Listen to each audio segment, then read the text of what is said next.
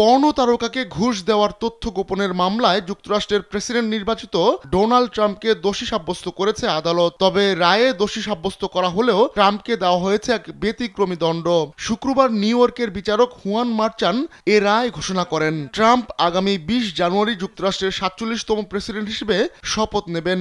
মুখ বন্ধ করতে পর্ণ তারকাকে ঘুষের মামলায় ট্রাম্পের সর্বোচ্চ 4 বছরের কারাদণ্ড হতে পারত। তবে ট্রাম্পকে শর্তহীন মুক্তি দেওয়া হয়েছে।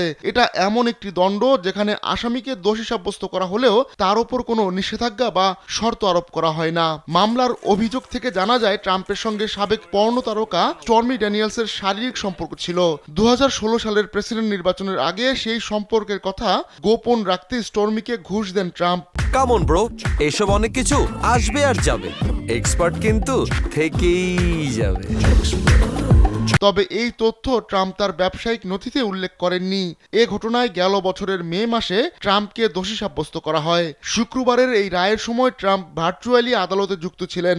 শর্তহীন মুক্তি ঘোষণার আগে তিনি বলেন এটি একটি ভয়াবহ অভিজ্ঞতা। এই মামলার মাধ্যমে তার সুনাম ক্ষুণ্ণ করে নির্বাচনে হারানো হয়েছে বলেও দাবি করেন ট্রাম্প।